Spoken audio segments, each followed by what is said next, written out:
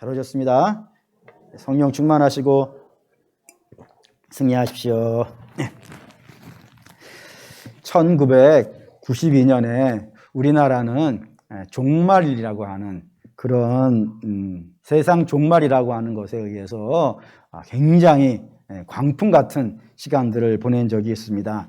아시겠지만 다미성교회라고 하는 곳에서 주장을 한 것이고, 그들이 1년 내내 쫓아다니면서 곳곳마다 다니면서 1992년 10월 27일 날 우리 주님이 다시 오십니다라고 정말 열광적으로 홍보를 했어요. 그 결과 전 국민들이 다 1992년 10월 27일에 그런 일이 있을 것 같다라는 그런 생각이 들어갈 정도로 모든 사람이 알 만큼 그렇게 열심히 홍보를 한 결과 그렇게 되어졌고, 심지어는 그날 저녁에 10월 27일 저녁 자정인가쯤 돼가지고 정규 뉴스를 멈추고 그걸 속보로 내버리는 장면을 이제 본 적이 있습니다.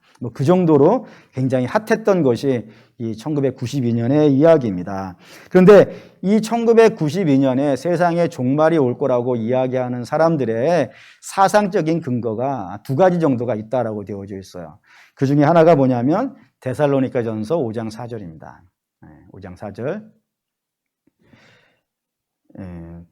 5장 4절. 한번 찾으시죠? 5장 4절. 데살로니가전서 5장 4절.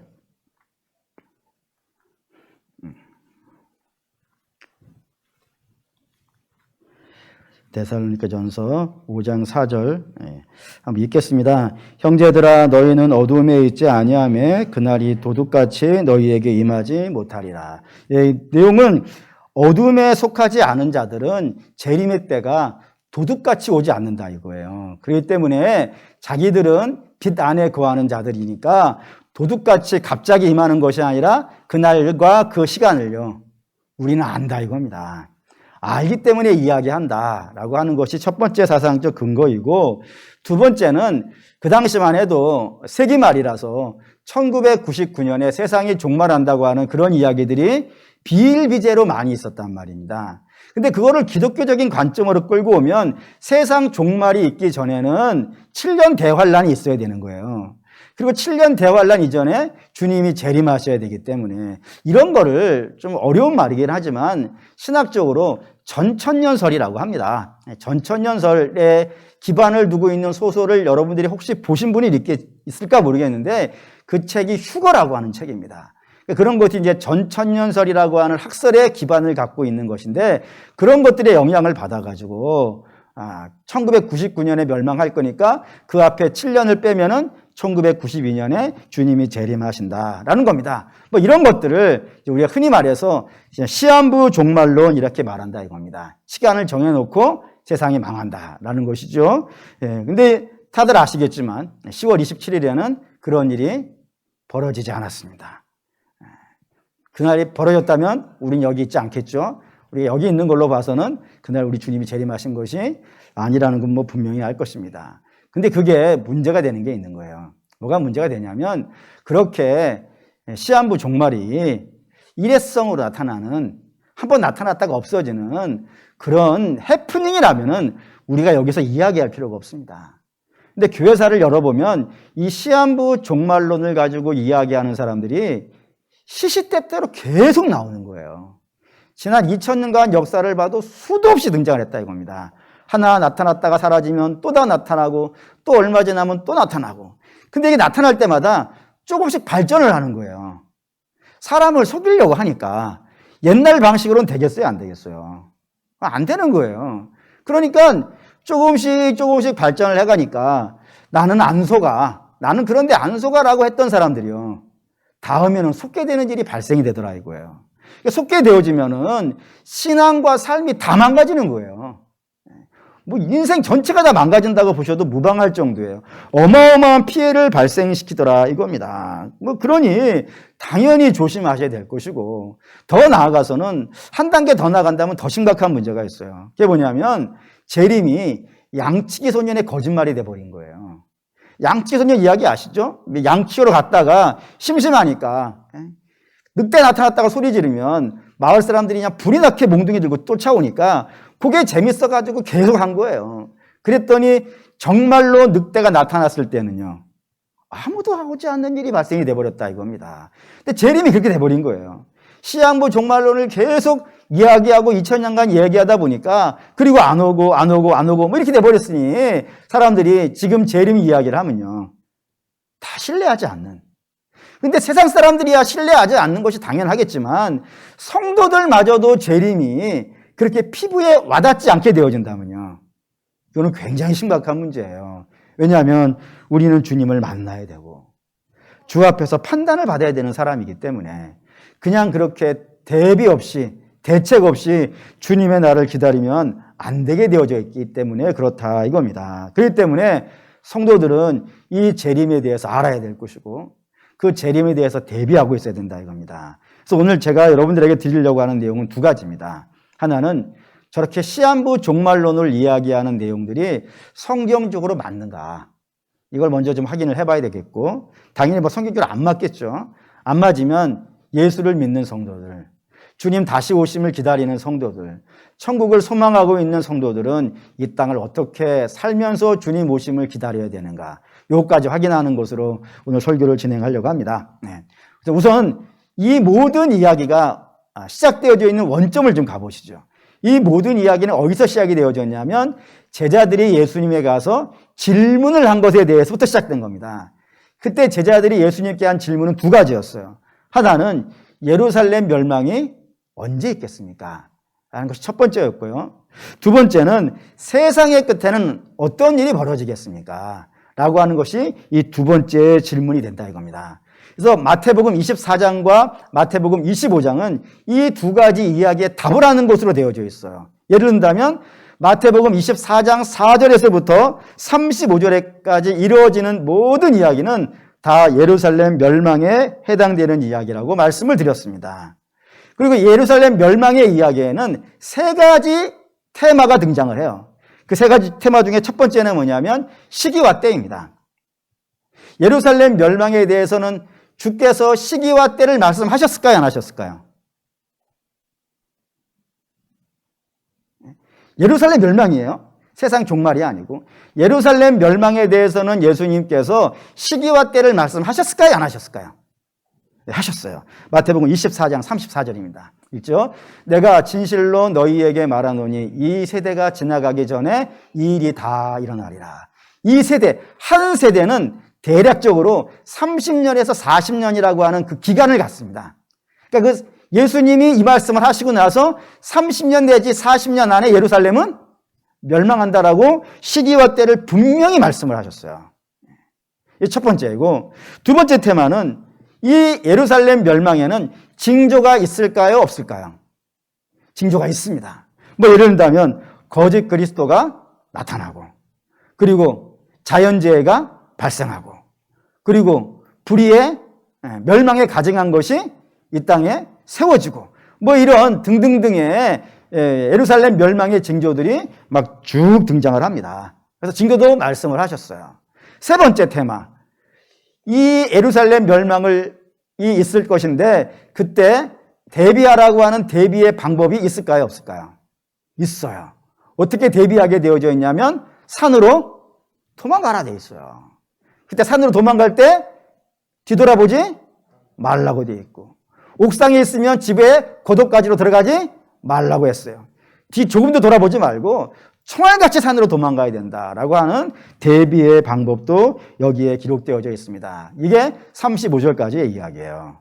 그러면 세상 끝에 대해서는 이 세 가지 테마로 한번 살펴보도록 할게요. 마태복음 24장 36절에서부터 25장까지 이루어지는 모든 이야기가 세상 끝에 있을 이야기인데, 이 세상 끝에 있을 이야기에는 종말의 때와 시간이 알려져 있을까요? 없을까요? 주님 언제 오신다고 다시 재림하신다는 그 시가 정해져 있을까요? 한 세대라도 이렇게 쓰여져 있을까요? 없을까요? 없어요. 보시죠. 마태복음 24장 36절입니다. 읽을게요. 그러나 그 날과 그때는 아무도 모르나니 하늘의 천사들도 아들도 모르고 오직 아버지만 아시느니라. 그날과 그때, 주가 재림하시는 그날과 그때는 아무도 모르는데 누구도 모르고요, 하늘의 천사도 모르고 심지어는요 아들도 모른다고. 이거 갖고 좀 고민이 됐어요. 어떤 고민이 되냐면 진짜 아들이 모를까? 성자 하나님이신데 성자 하나님이 당신의 재림할 때를 모르실까? 모르신다면 이 말씀 하나가 걸려요. 요한복음 5장 20절입니다. 아버지께서 아들을 다 아들에게 보이시고 또 그보다 더 큰 일을 보이사 너희로 놀랍게 여기게 하시리라 라고요. 아버지께서 아들을 사랑했어요. 여기서 아버지는 성부 하나님, 아들은 성자 예수님. 성부 하나님이 성자 예수님을 사랑하셔서 당신이 하시는 모든 일들을 다 아들에게 어떻게 하셨다고요? 보여주셨다고. 그리고 앞으로 했을 큰 일도 보여주셨다고. 그러니까 성자 하나님은 성부 하나님이 하시는 일을 모를 리가 없어요. 그분과 처음부터 같이 하고 그분과 모든 것을 같이 하시는 분이기 때문에 성자 하나님이 모르실 수가 없어요. 근데 당신이 모르겠다 하시는 거예요. 아들도 모른다고 하는 거예요. 왜 그러실까? 왜 그러실 것 같으세요? 예, 그 이유가 있습니다. 때와 시는 누구의 권한 안에 있으니까? 성부 하나님의 권한에 있는 거예요. 그 권한에 있는 것을 누구도 건드리지 않는다고요. 아들도 건드리지 않는다 이거예요. 그러니까 아심에도 불구하고 그건 내 영역이 아니야. 내가 결정할 문제가 아니야. 이건 아버지가 하시는 일이니까 아버지가 하시도록 내버려둬라고 하시면서 당신이 하실 일도 침묵해 버리시는 것이 성자 하나님이라 이겁니다. 이렇게 성자 하나님도 성부 하나님의 영역에 있는 것에 대해서 함부하시고 있는데 한낱 피조물에 지나지 않는 인간이 그 하나님이 하실 때와 시를 안다라고 말하면요. 그거는 굉장히 해괴한 일입니다. 굉장히 무례한 일이고 있을 수가 없는 일이고 알 수도 없는 일이에요. 이거 교만에 이를 수도 없다 말입니다. 그렇기 때문에 사랑하는 우리 믿음의 성도 여러분 바라고 원하는데 여러분들에게 누가 와가지고 내가 우리 주님이 재림할 때를 안다라고 말하는 사람을 혹시라도 만난다 그러면 그 다음 이야기는 들을 필요도 없어요. 그 시와 때를 이야기한다는 자체부터 이미 자기는 어디 급으로 올려놓은 거예요. 성부 하나님급으로 올려버린 거예요. 있을 수가 없는 일 아니겠어요. 성자 하나님도 자기의 권한이 아니라고 하면서 침묵하시는데 한낱 피조된 인간이 그 하나님의 시와 때를 안다라고 말하는 것은 이루 말할 수 없이 교만한 거라 이겁니다. 그러니 다른 내용은 들을 것도 없어요. 그냥 여러분들은 거부하셔야 되고 당연히 따라가시면 안 되는 것이고 혹시 여러분들이 여건이 좀 되어지신다 그러면 그런 말을 하시는 사람들을 여러분들이 좀 불쌍히 여기셔가지고 당신도 가지 말라고. 그럼 마귀에게 속은 거라고. 마귀 역할은 사람을 교만하게 만드는 것인데 당신 이미 교만에 빠졌다고. 그러니 그렇게 하면 안 된다고 말하실 수 있으면 참 고맙겠습니다. 어쨌든 시와 때는 마지막 때의 시와 때는 아무도 알지 않는다고. 오직 하나님의 영역이라고만 되어져 있다 이겁니다. 두 번째, 그러면 재림의 시는 모르겠다 이거예요. 그러면 재림의 징조는 있을까요? 징조가 여기 있을까요? 성경은 그 징조도 없다라고 되어 있어요. 한번 볼까요? 마태복음 24장 37절부터 읽겠습니다. 노아의 때와 같이 인자의 임함도 그러하리라.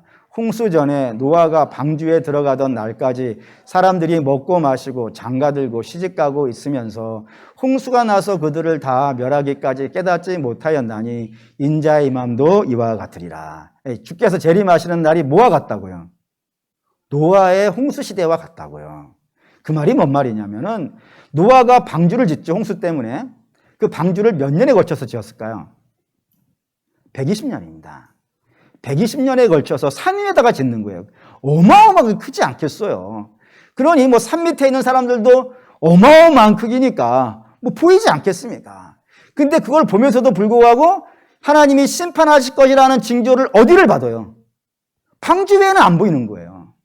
날이 너무 좋은 거예요. 비 한 방만 오지 않는 거예요. 아무 문제 없는 것 같은 거예요. 그렇기 때문에 주변에 아무 문제가 없기 때문에 뭐를 할 수 있냐면 먹고 마시고 시집가고 장가갈 수 있는 일상을 사는 거예요. 뭔가 지진이 나고 어떻게 일상을 살겠어요? 피난을 가야지. 뭔가 문제가 생기면 긴장을 하지 어떻게 일상을 살 수가 있겠어요. 그러니까 아무도 그 위험과 어려움을 감지할 수 없었기 때문에 그래서 아예 성경도 그렇게 돼 있잖아요. 주께서도 깨닫지도 못하더라. 120년간을 방주가 지어져 있는 걸 보면서도 그 징조를 느낄 수 없을 만큼 아무 문제가 없더라 이거예요. 징조가 없더라 이거예요. 이런 말씀도 있어요. 데살로니가전서 5장 1절에서 3절입니다. 1절 3절 읽을게요. 형제들아 때와 시기에 관하여는 너희에게 쓸 것이 없음은 주의 날이 밤에 도적같이 이를 줄을 너희 자신이 자세히 알기 때문이라. 그들이 평안하다 안전하다 할 그때에 임신한 여자에게 해산의 고통이 이름과 같이 멸망이 갑자기 그들에게 이르리니 결코 피하지 못하리라. 예. 아예 사람들이 이렇게 얘기한다고요. 평안하다고요. 안전하다고요. 여러분, 제가요, 여러분에게 평안하다, 안전하다고 말해도 밖에 나가서 막 시끄럽고 사납고 문제 있으면 그 말을 믿겠어요? 뭐 밖에 전쟁 나고 뭐 폭탄 터지고 그러면 제가 여기서 안전하다고 하면 여러분 안전하겠습니까? 그건 아니잖아요. 그러니까 안전하다고 말하는 것이 씨알머리가 먹히려면 어떻게 되겠어요? 실제로 주변에 문제가 별로 없어야 돼요. 그런 상태라 이거예요. 주님 다시 오실 때가. 물론 사랑하는 여러분, 늘 말씀드리지만 전쟁이라든가 자연재난이라든가 거짓글에서 나타나는 것은 앞으로도 있을 거예요. 계속 있을 거예요. 누차 말씀드렸어요. 근데 그게 징조가 못 되는 이유는요. 늘 있는 일이니까. 늘 있는 일이니까 또 있겠지, 또 그런 일이겠지라고 생각하기 때문에 그게 징조가 안 될 뿐이지 그런 일들은 계속 있을 거예요. 근데 그런 걸로 징조가 없다 이겁니다. 뭐 하여튼 특별한 문제가 있지 않더라 이거예요. 그러니 여러분 이런 생각은 안 하시는 게 좋겠어요. 뭐냐면 이 세상이 멸망할 때 전쟁 때문에 망하지 않습니다. 뭐 3차 대전이 나가지고 세상이 그런 생각은 하덜덜덜덜 마십시오. 뿐만 아니라 땅이 지진이 나고 뭐 홍수가 나고 화산이 폭발하고 이런 걸로도 망하지 않습니다. 심지어는 뭐 우주에서 해성이 날라오고 소행성이 막 때려받는다 하더라도 그런 걸로 망하지 않습니다.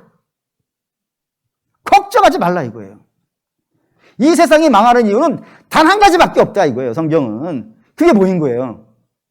주님 다시 오시는 걸로 망하는 거예요. 그게 원인이에요. 그게 원인이고 결과예요. 주님 오셔서 끝나는 것이지 다른 걸로는 어디를 봐도 평안한 거예요. 어디를 봐도 문제 없는 거예요. 그러니 여러분들에게 와가지고 이상한 말을 해서 여러분들을 불안하게 만드는 것은 옳은 얘기가 아닙니다. 속지 마십시오.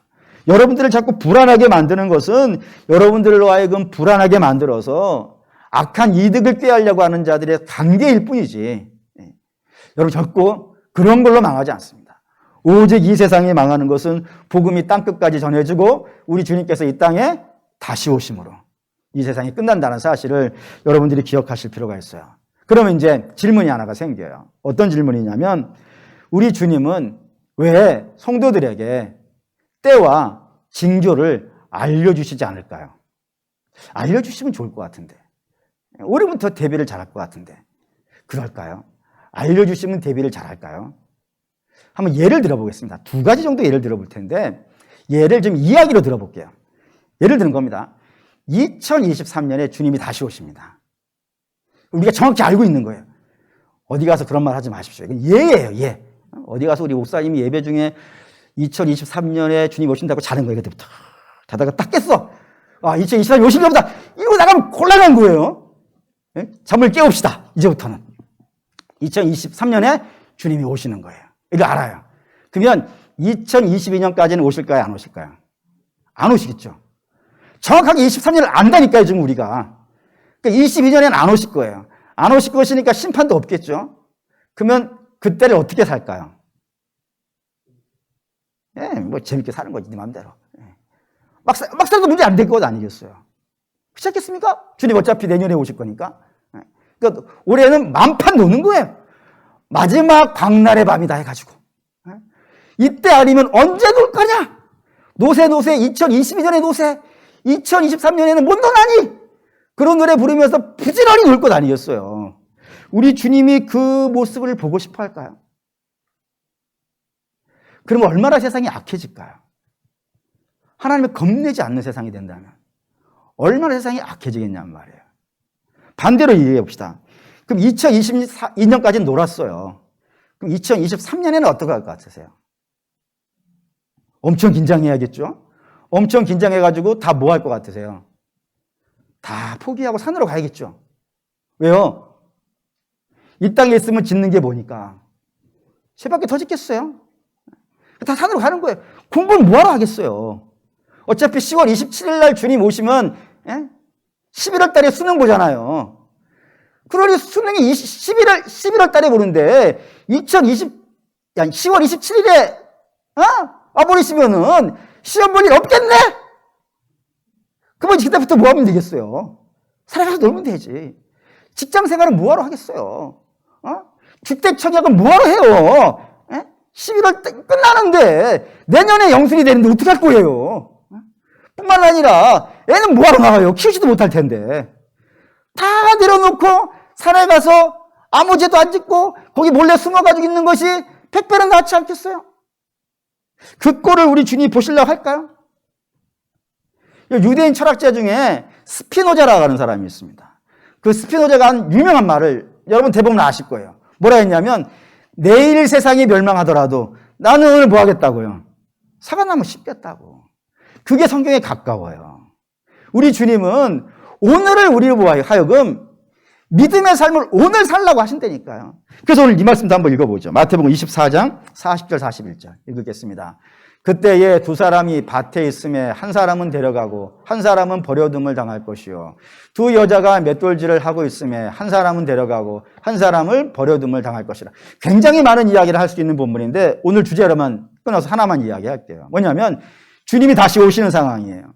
주님이 다시 오시는 상황에 사람들 어디에 있어야 되는 거예요? 어디에서 만나는 거예요 지금? 밭이에요.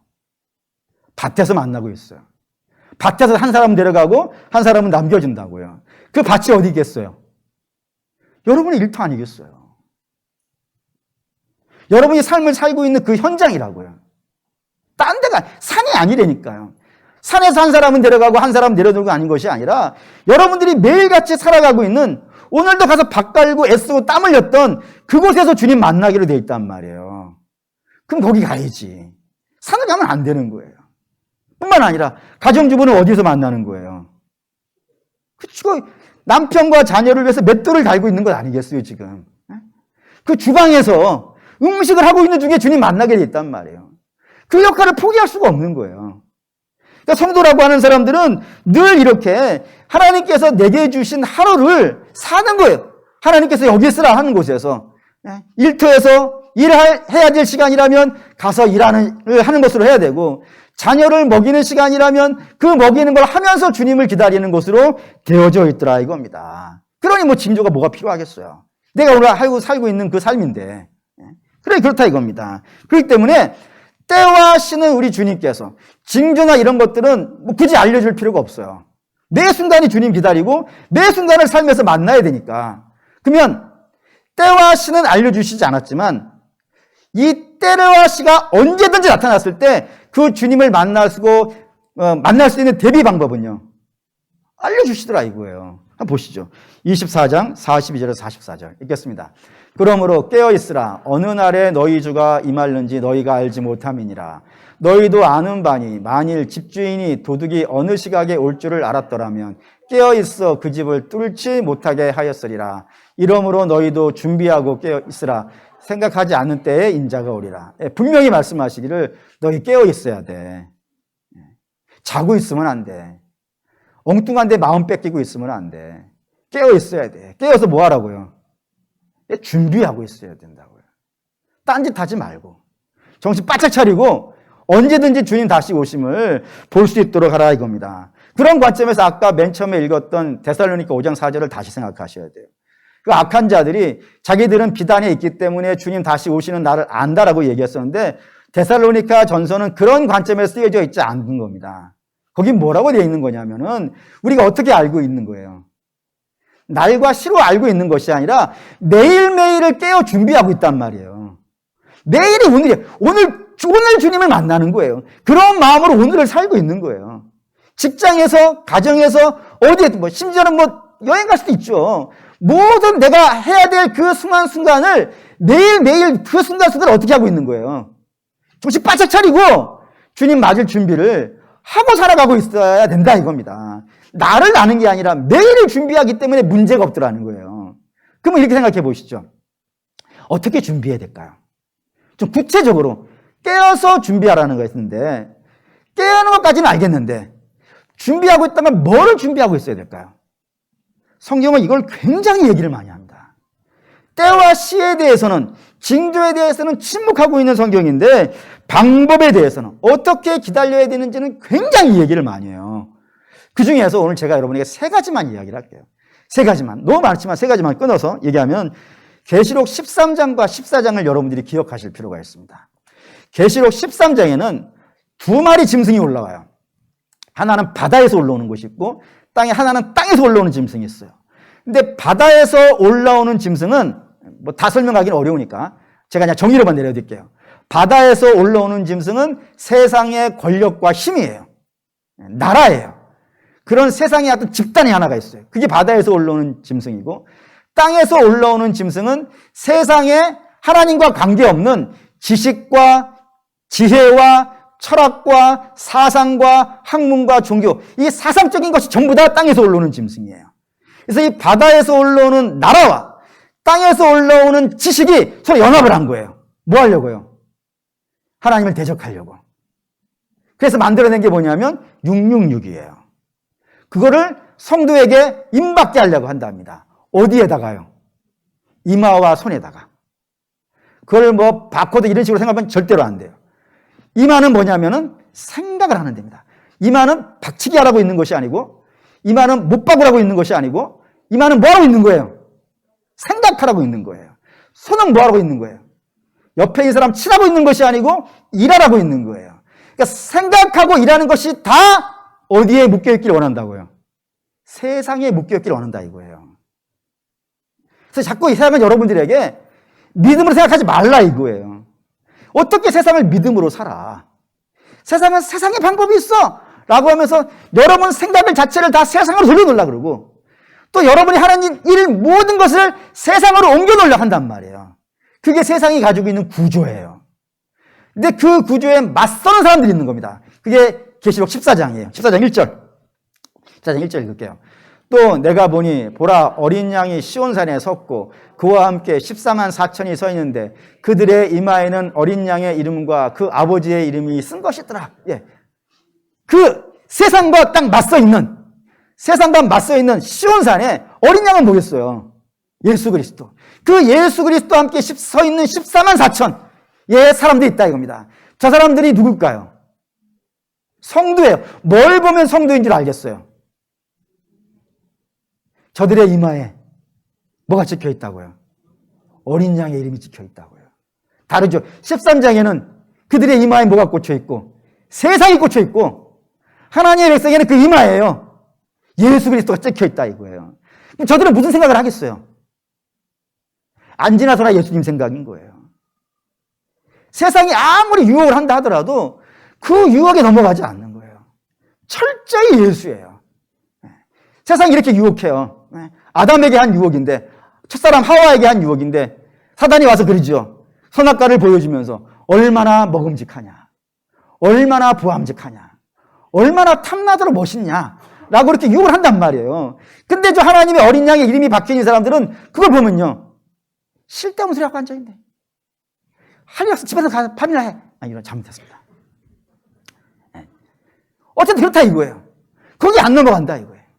거기에 넘어가지 않고 어떻게 하냐면은 4절 5절 읽겠습니다.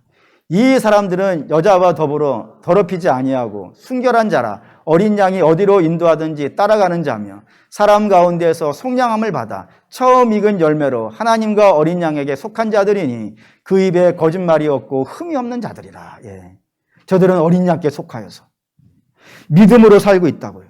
마음을 세상에 빼앗기지 않고 자기 믿음을 지키며 살아가고 있고, 더 나아가서 거짓말을 하지 않고 흠없는 삶을 살아가려고. 누구 앞에서요? 그 세상이 공격해 오고 있단 말이에요. 끊임없이 세상이 공격해 오고 있음에도 불구하고 그들의 마음 뺏기지 않으려고 하고, 믿음 지키려고 하고 있고, 거짓말하지 않으려고 하고 있고, 그리고 그 삶을 흠이 없게 하려고 전쟁하면서 싸우고 있는 거예요. 그런 삶을 살고 있어야 된다고요. 성도의 삶 만만치 않아요. 좀 더 가볼까요? 에베소서 6장 11절 12절에 있습니다. 읽어볼게요. 마귀의 관계를 능히 대적하기 위하여 하나님의 전신갑주를 입으라. 우리의 씨름은 혈과 육을 상대하는 것이 아니요 통치자들과 권세들과 이 어둠의 세상 주관자들과 하늘에 있는 악한 영들을 상대함이라. 여기 이제 마귀의 조직이 등장했어요. 이게 이제 통치자들, 권세들, 어둠의 세상 주관자들, 하늘에 있는 악한 영들 이렇게 한글로 풀어놔가지고 저게 어떤 뭐 내용을 설명하는 것 같지만 실제로는 사단의 각 부서들이에요. 부서. 뭐 재정부, 뭐 이런 부서 있잖아요. 뭐 총무부, 뭐 회계부, 영업부 이런 식으로 사단이 가지고 있는 조직이에요. 근데 그 성도들의 전쟁은 사단과 1대1로 만나는 것도 뭐 엄청나게 뭐 말할 수 없이 힘든 것이지만 우리의 씨름은 저 조직으로 싸우는 거예요. 사단이 한두 개 갈라드는 게 아니란 말이에요. 조직으로 와요, 조직으로. 우리 아시는 얘기 있죠? 가다라에서, 거라사이죠. 거라사의 광인이 그 안에 귀신이 얼마나 들어있다고요? 군대 귀신이 들어가 있다고요. 조직으로 와요, 조직으로. 우리를 넘어뜨리기 위해서 때로 덤벼든단 말이에요. 그러니 저 때를 어떻게 이기겠어요? 총칼로 싸울 수 있겠어요? 아니, 사람의 원수라면, 혈과 육을 가지고 있는 원수라면 총을 쓰고 폭탄을 던지고 뭐 핵폭탄을 터뜨리고 어떻게 이길 수는 있겠죠. 근데 사단을 어떻게 핵폭탄으로 멈출 수가 있겠어요? 네? 총을 얼마나 무기를 발달시키면은 사단을 맞출 수 있는 총을 만들 수 있을까요? 그러니까 우리의 씨름은 저런 걸로 안 돼요. 우리의 씨름은 혈과 육이 아니기 때문에 총칼로 싸울 수 있는 사람이 아니고 오직 뭘로 싸운다고요? 믿음으로 싸운다 이거예요. 그래서 믿음으로 싸우기 때문에 뭐를 갖추고 있어야 되는 거예요? 전신갑주라. 그 전신갑주 한번 보시죠. 에베소 6장 13절에서 18절입니다. 읽을게요. 그러므로 하나님의 전신갑주를 취하라. 이는 악한 날에 너희가 능히 대적하고 모든 일을 행하는 위에 서기 위함이라. 그런즉 서서 진리로 너희 허리띠를 띠고 의의 호심경을 붙이고 평안의 복음에 준비한 것으로 신을 신고 모든 것 위에 믿음의 방패를 가지고 이로써 능히 악한 자의 모든 불화살을 소멸하고 구원의 토구와 성령의 검 곧 하나님의 말씀을 가지라. 모든 기도와 간구를 하되 항상 성령 안에서 기도하고 이를 위하여 깨어 구하기를 항상 힘쓰며 여러 성도들을 위하여 구하라 되어 있습니다. 전신갑주 내용 전체인데 뭐 다 이야기하기는 어렵고 딱 두 가지만 좀 해볼게요. 거기에서 우리가 좀 관심 갖고 봐야 되는 건 신과 방패입니다. 신과 방패, 신은 뭐 당연히 신발인데 이 신발을 어떻게 하고 있으라고 되어 있냐면 한글 성경에는 잘 티가 안 나는데 헬라어 성경을 읽어보면은 이 신을 항상 신고 있으라고 되어 있어요. 항상. 그럴 수밖에 없죠. 왜냐하면 지금 상태가 어떤 상태니까요. 전시 중이란 말이에요. 여러분 뭐 군대 갔다 오신 분들은 잘 아시겠지만 전시 훈련, 훈련 자체도 전시급 되는 훈련이 있으면 군화를 안 벗어요. 언제 출동할지 모르니까. 그러니까 우린 전쟁 중이기 때문에 신발을 풀어헤칠 수가 없는 거예요. 늘 신고 있어야 된다고요. 근데 그 늘 신고 있어야 될 성도의 신발이 뭐였다고요? 복음이라고. 그러니까 복음에 대해서는 사랑하는 여러분 몸에서 떼놓고 있으면 안 돼요. 매 순간 몸에 붙이고 다니고 있어야 돼요. 그래서 혹시 누가 여러분에게 잠자고 계시는데 주무시고 계시는데 막 흔들어 깨우면서 복음이 뭐야? 라고 물어보면 내일 아침에 얘기할게. 이러면 안 된다 이거예요. 언제든지 복음은요. 말할 수 있을 만큼 내 안에 충만하게 있어야 돼요. 충만하게. 복음은 떼놓고 살 수가 없어요. 잠시도 앉으나 서나 복음 생각. 식사할 때도 복음. 아침에 출발할 때도 복음. 아침에 구호를 외칩시다. 복음, 복음, 복음. 집에 들어와서 또 복음, 복음, 복음. 늘 복음. 복음 몸에 떼놓을 수 없어요. 늘 함께 있어야 된다 이겁니다. 뿐만 아니라 여기 방패 등장하는데 이 방패를 설명하기 위해서 아주 재밌는 내용을 하나 붙여놨어요. 이게 뭐냐면 불화살을 막기 위해서라는 겁니다. 이 말을 왜 붙여놨냐면은 로마 사람들이 갖고 다니는 무기가 방패가 있는데 그 방패가 철방패가 아니어서 그래요. 철방패가 아니어서. 가죽방패예요. 가죽방패가 좋은 점이 있습니다. 뭐가 좋냐면 가벼워요. 가벼워서 보병들이 갖고 뛰어다니기가요. 굉장히 용이해요. 만약에 철방패 이만한 거 있으면 뭐 갖고 다니기 얼마나 힘들겠어요. 근데 이 가죽방패가 가볍고 질기고 좋긴 좋은데 결정적인 약점이 하나가 있으니 그 약점이 뭐겠어요? 불화살이에요. 불화살 날려면 그게 가죽이 막지를 못한단 말이에요. 그러면 불화살을 쏠 것 같으면 어떻게 하냐면은 부대 진영 근처에다가 물동이가 있단 말이에요. 거기다가 담궈요. 담궈서 적셔요. 적셔서 들고 뛰는 거예요. 그거를 사도 바울이 갖다가 쓴 거라 이겁니다. 너희가 믿음을 어떻게 하라고요? 늘 충만하게 적셔 있어야 돼요. 믿음 안에다가 우리 몸이 늘 충만하게 담겨져 있어야 돼요. 그래서 저기 사단이 여러분들에게 불화살을 쏜다 하더라도 그 불화살이 꽂히면 꺼져버리도록 그 정도로 믿음이 늘 준비되어져 있어야 된다. 라는 의미에서 방패가 등장했다 이겁니다. 이러고 싸우는 거예요, 성도들은. 그러니까 늘 복음을 준비하고 늘 믿음이 충만해서 그러지 아니하면은 이 땅을 이기며 살아갈 수가 없어요. 세 번째는 베드로전서 4장 7절에서부터 보시죠. 읽겠습니다. 만물의 마지막이 가까웠으니 그러므로 너희는 정신을 차리고 근신하여 기도하라. 무엇보다도 뜨겁게 서로 사랑할지니 사랑은 허다한 죄를 덮느니라. 서로 대접하기를 원망 없이 하고 각각 은사를 받은 대로 하나님의 여러 가지 은혜를 맡은 선한 청지기같이 서로 봉사하라. 베드로는 마지막 때에 성도가 해야 될 일을 두 가지로 설명했어요. 하나는 뭐냐면 사랑하고 살아라 이거예요. 사랑하고 살아라. 사랑하는 우리 믿음의 성도 여러분, 여러분들은 이 땅을 몇 년 사실 것 같으세요? 아마 여기 있는 대부분의 분들, 뭐 청년들을 제외하고는 또는 뭐 한 30대, 40대 되는 분들을 제외하고는 만만치 않죠. 살아온 날보다는 살아갈 날이 적죠. 근데 사실은 그 젊은 사람도 마찬가지인 것 같아요. 살아갈 날이 적습니다. 굉장히 인생 짧습니다. 근데 그 짧은 인생을 돈 벌기 위해서 다 허비하고 정작 사랑해야 되는 사람과 사랑하지 못하고 시간을 보낸다면 어떨 것 같으세요? 돈 버는 거 중요하죠, 물론. 근데 돈 버는 거, 돈을 왜 벌죠? 사랑하는 사람과 살려고 버는 거 아니겠어요? 근데 사랑하는 사람이 여러분 옆에 천년만년 있을까요? 그 풍수지탄이라는 말이 있던데, 부모님에게 잘하려고 돈 많이 벌어서 부모님에게 잘하려고 했더니 부모님 돌아가시고 없더라.